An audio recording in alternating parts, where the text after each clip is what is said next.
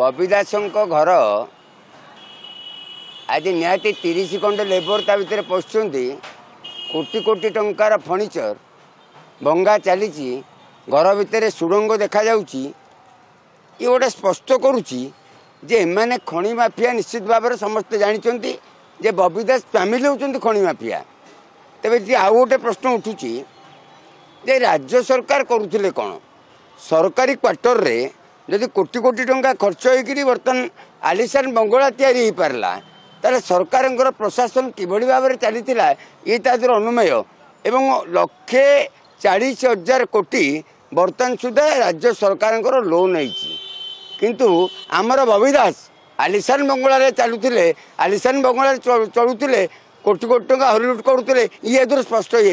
किंतु गोटे कथा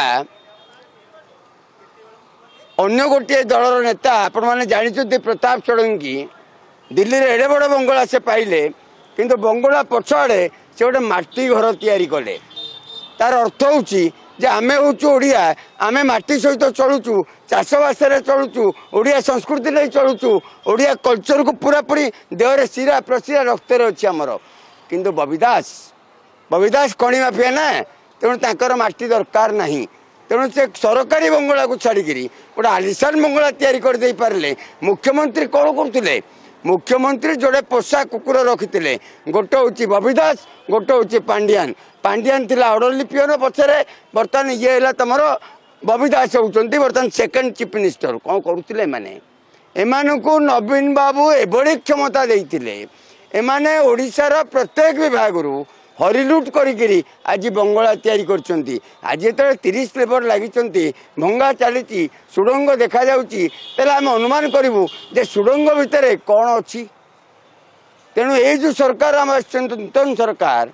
आम नूतन सरकार गोटे आशा करूँ जे बबी दास पांडियान बाकी आउ जेतक रहिले आमर विगत दिन विगत सरकार जो आग धाड़ी सब मंत्री माने 24 वर्षर मंत्री तेणु सर केते हड़प